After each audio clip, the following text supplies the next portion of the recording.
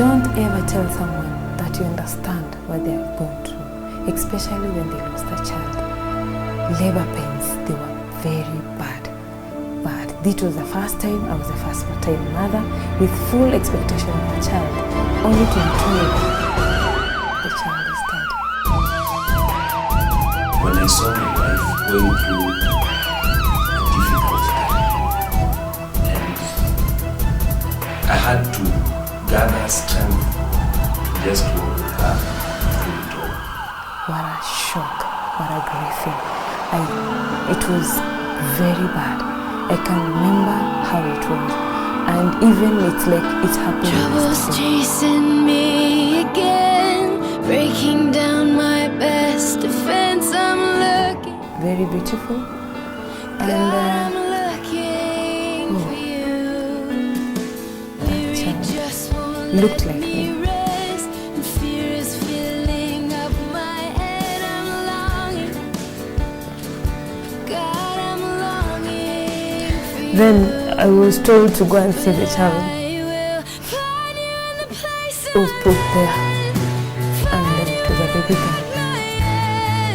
The only thing I remember telling the child was, rest in peace, you're my angel. And keep on praying for you.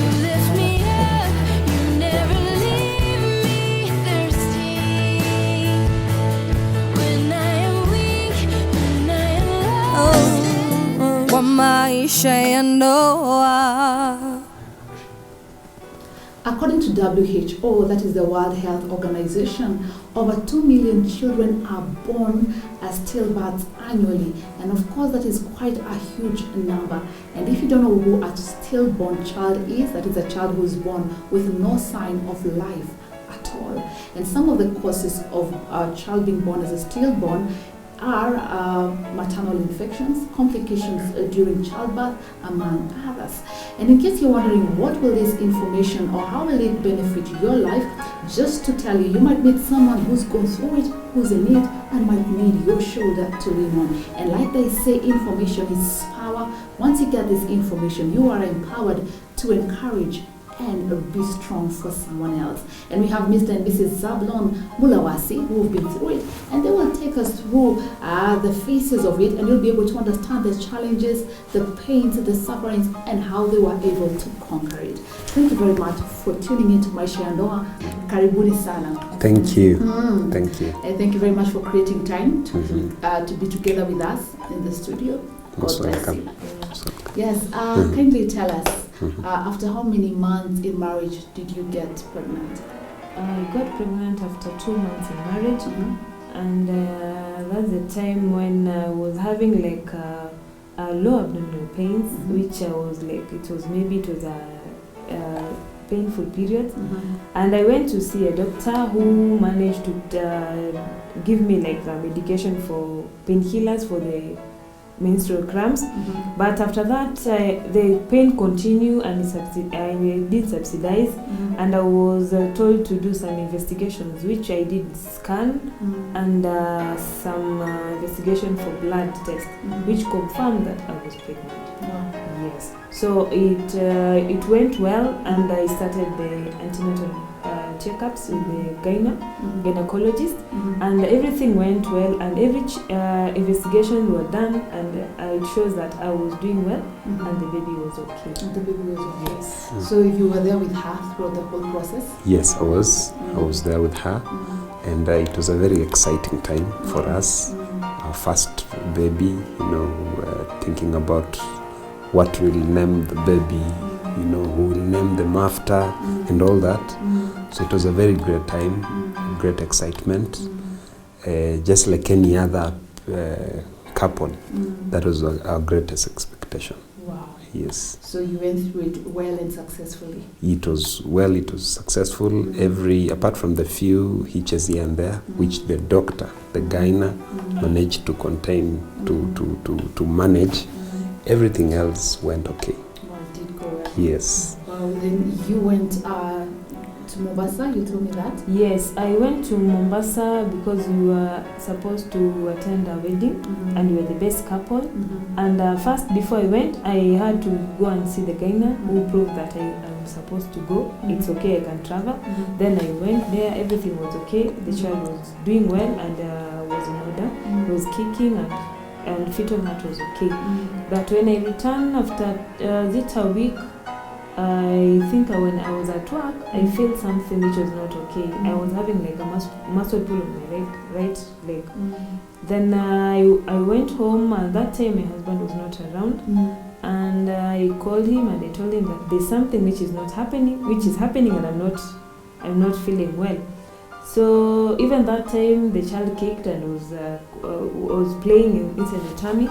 And I slept and ate well, and before I think at around 8 p.m. my husband came and told me that we're supposed to go to the hospital. When we went to the hospital, the doctor told me that according to the heartbeat is it maternal or it was the fetal heart? So it was not clear. So I was told that the best thing I could do to confirm everything, it was to do a scan. So we went to the scan room with my husband, and from that time when we were there, the person who was doing the scan was like, you could even see the facial expression. So you realized something was going on? Yes, something was not going on well. So the person who was doing the scan was having a facial expression, and immediately I asked, what is not happening? Any news that you can give it to us? So the radiologist told us, the only person who can give you the news is a doctor, the doctor.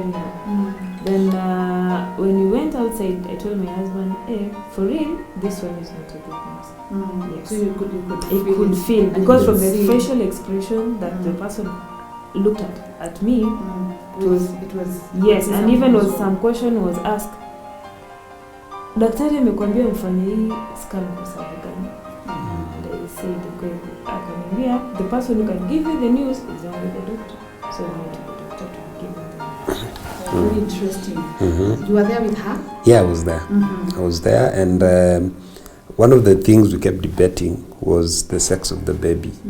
And it's something we used to tease each other about. And we got to a point where even teasing each other that, we should bet about this, that she says it's a baby girl, and I said it's a baby boy. So just before we went for the scan, that's the discussion we were having, and we were all jovial and everything.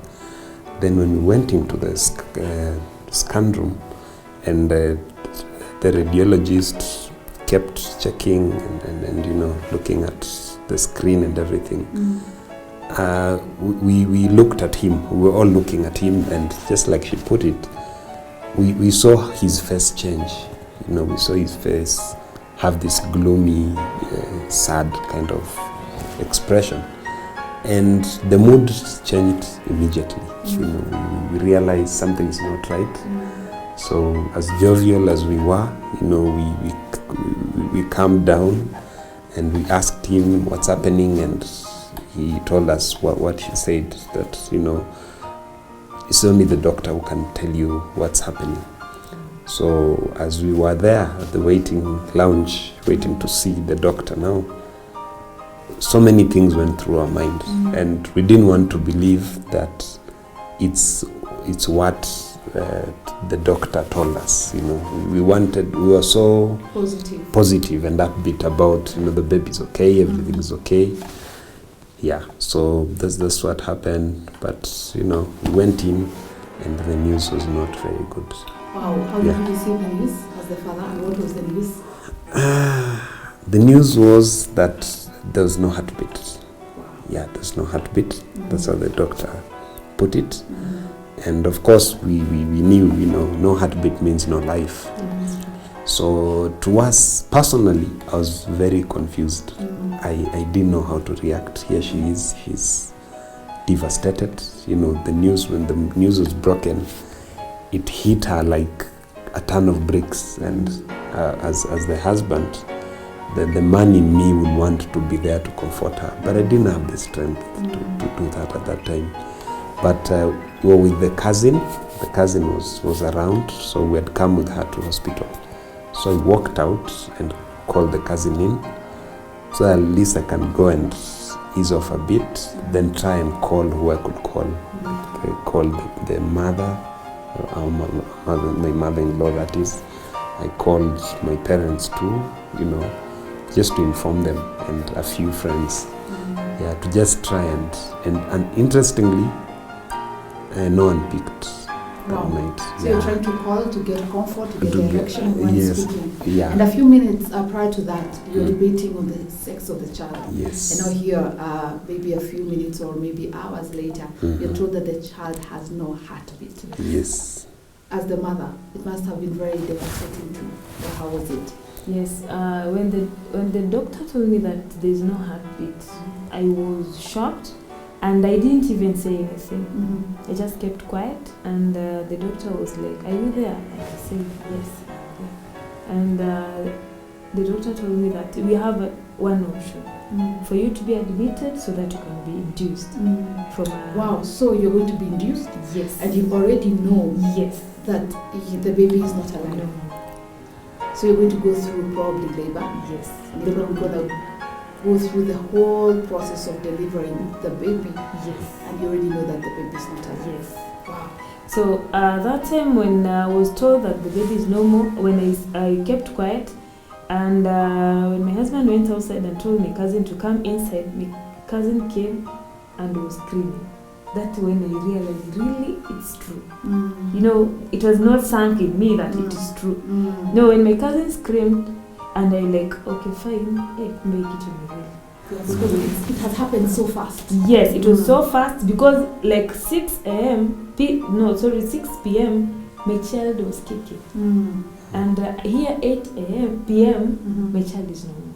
Your child is normal. And I was like, really? You know, even I was like, no, daktari, I'm not, and alikuwa nacheza. What is not happening? What are you telling me? And the doctor told me, I can see you're still in shock. You can go home and relax, then you come tomorrow in the morning. And I said, even if I go home, my child is dead. Even if I stay in the hospital, my child is dead. So what I'm supposed to do whatever that you want to do, I'm here for you. Wow. Yes. Whew, very interesting. Those are the words of Mr. and Mrs. Mulawasi Zablon. And they're saying it was very difficult a time for them. And believe it or not, she was just about to get induced. And if you don't know what that means, she was going to be given false labor, and she would labor. Is it really false labor? No, actually it's a real labor. Yes, she was going to be induced with a real labor. Go through it. Very painful. If you're a woman and you've labored, you know what it is like. But she knew as she labored that the child was dead. Wow, that is quite something to think about. Maisha Ya Ndoa, I'm your host, Super Mike. We'll be right back. What a shock, what a grieving. It was very bad. I can remember how it was. And even it's like it's happening. Trouble's chasing me again, breaking down my best defense. I'm looking, Very beautiful. God, I'm looking for you. That child Just won't looked let like me me. rest, and fear is filling up my head. I'm longing, God, I'm longing for you. Then I was told to go and see the child. I will find you in the place It was put there, and it was a baby girl. The only thing I remember telling the child was, rest in peace, you're my angel, and keep on praying for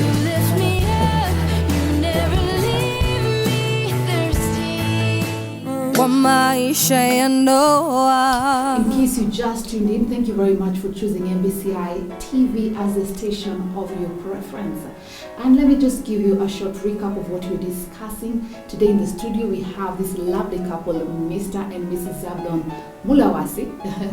I hope I said it well and correctly. Yes. Yes, I didn't miss anything. It's okay. Kabisa. And the WHO, which is the World Health Organization, gives a rough estimate or statistic that over 2 million children are born yearly that are stillbirths. And this is very sad because most of the times you don't know how to comfort people who go through it. But don't you worry, because Mr. and Mrs. Zablon Mwakitele have been through it. They will tell us the ups and downs and what you need to do in case you meet someone who's been through it. And in case you go through it or you've been through it, you will be able to understand exactly what they are talking about. Where were we at? She gets induced. Yeah. Wow. Mm-hmm. I know you should be talking to her, but let me talk to you. Mm-hmm. What are you feeling at that point? What was on your mind? Your wife is going to get induced, go through labor for a child that is not alive. It was, I felt like playing her part. You know, if we could switch roles, I felt like I should switch roles with her and play that part, because I knew it will be very painful for her, knowing that you're going through all this and you'll not have the baby after it all. So the people who we were talking to, the people I was talking to, who were praying with us, family, friends, one of the things that we're actually praying for is that now that she has to get induced, we prayed that it works so that he doesn't go through a cesarean section as he is. Then she ends up with a scar, no baby. Yeah, so that's where we were at, but it was something very heavy on us as a family. Something very heavy. Yeah, because we were a few months into marriage. Actually, wow, 1 year? Around a year into marriage. Wow. Yeah. So you're still getting to know each other, but something really drastic happens. Exactly. Talking to you, Caroline, what was it like? You know, just going through the pain, the labor pains, or were they mild, the labor pains? You know, some people say, hey, me, I labored for only two hours and I got the baby. Okay, it was not the first, when I was induced at 6 a.m., it was not that. 6 a.m., that's in the morning? In the morning, and it started to peak. Then it became intense at around 3 p.m. there. And people were coming and I could not see them. Wow. What I could remember telling them was just to pray. Yeah, because it was too much. First, I was having like a feeling, I am laboring this, I'm going this painful moment, and there's no child. Wow. Yes, so it was not easy. And I remembered at one point when the pain was too much, I remembered I told my cousin to call my mom. And I told my mom, if one thing you can do now, right now for your daughter, is to pray. Because there's nothing that I can do right now. Did you have support from people? Yes. And probably let me say this or ask this. How important is support during such a trying moment? It's very important From because from friends who are there, there were so many, and I realized I'm not alone. And first of all, I'm not alone because I'm in pain, and I also am in grief.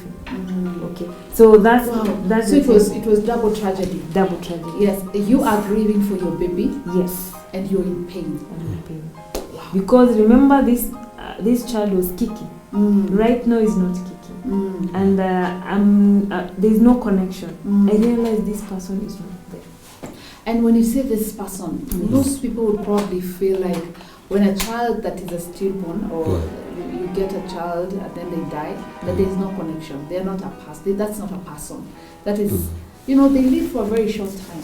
But is there a connection between mother and baby? Yes, there is a very good connection, because there is a certain time where this child is going to kick, or there's a certain thing which this child will hear and will kick. Did your child recognize anything? Yes, he did. Voices. Or she did. She did. Yeah. Like she used what? to recognize me when I come in and speak. She'll kick. There's some specific adverts that used to come on TV which she liked, so she used to respond to them by kicking every time they come on. And we have that connection, you know. I'll talk to her, you know, at times, just, you know, have time and just speak, and it's like she hears and she responds. So you lost someone. We lost someone. We actually lost someone. You loved. Someone we loved, someone we connected, someone who knew us. Yeah. Now she's going through labor. You're saying it was a double tragedy. You're grieving for your baby, and at the same time you're going through very painful labor pains. You got support from your friends? Yes, I got support from my friends and even my family members. And my aunt was sent from Nairobi to come. And she came and she arrived. And I got even support from people from the church who came. Pastors came from the church. And all I remember telling them is when they holding my hand, you know, I was like walking in up and down, and they were like rubbing my back. So it was a random, because the others who were men who were there rubbing my back. It was even my friends who came there, and all I remember telling them is to pray. And of course, prayer conquers all things. And just listening to them, you can't help but just feel very sad that she was laboring, and she knew that the child she was going to deliver was not going to be part of her life. So how long were the labor pains? How many hours? It was almost 12 hours. Wow, 12 hours of long labor. Finally, the baby came. Yes, I went there, and funny enough, when the process was continuing, the labor pains are continuing, I was told that the baby is coming with a face. So at the end of the day, that baby, I could not give birth no more. And I have its probability maybe I'll be done CS. And I said, I remember I said the devil is a liar. And when I was taken to, because it reached a time whereby it was not progressing well. That's why it took that time. Then I went there, and they said what they're supposed to do, they have to add, so that they have to add a line so that the child can come out. So they did a episiotomy for me.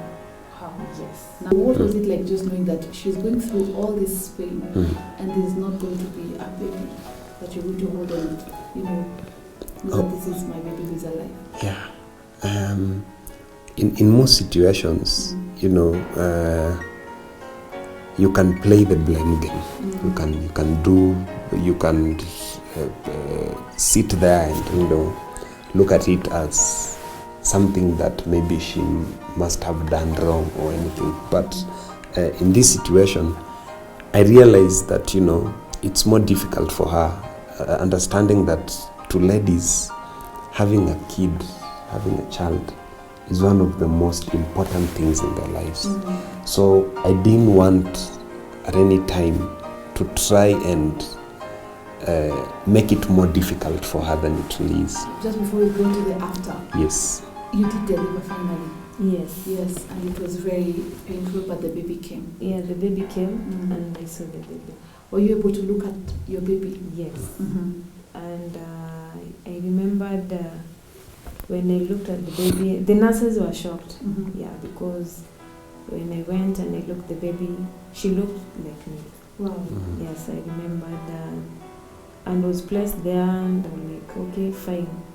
What I did to her was like, rest in peace. That's what you told her? Yeah, I told her, rest in peace.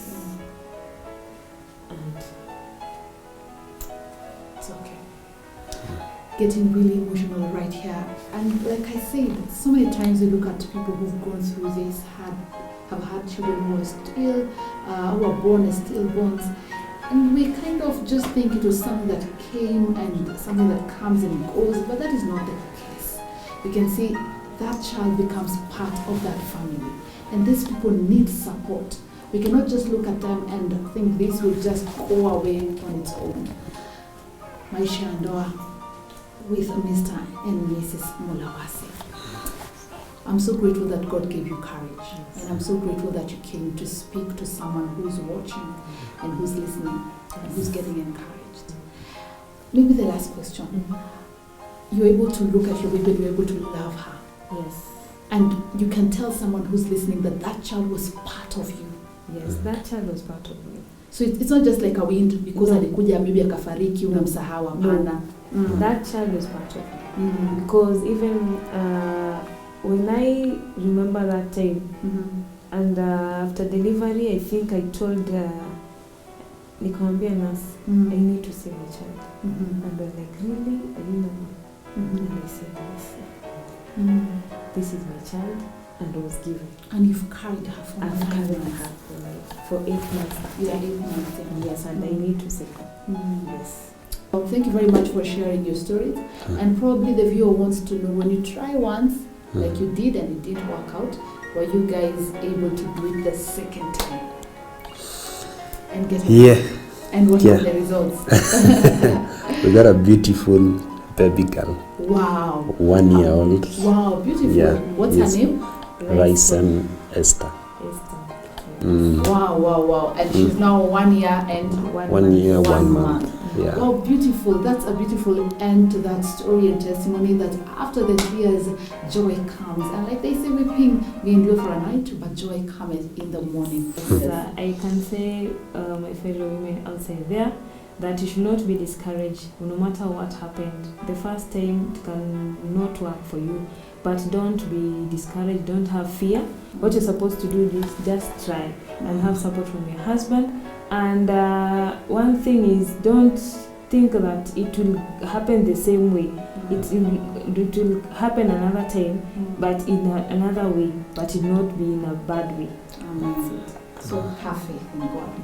Talk to the men, because like you said, some men tend to blame their wives. Yeah. What did she do? Kwani alifanya kazi sana, alinama sana, did she swim too much? Exactly. Yes, encourage the men to support their wives. Yeah. The Bible clearly puts it that, you know, the two shall become one.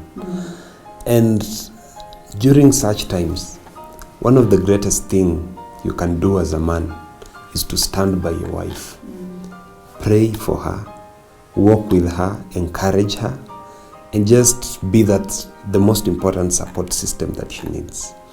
And after all is said and done, never, ever, ever take any chance to try and put the blame on her, either by not saying it directly, just implying it, or anyway, just try and stand with her and encourage her and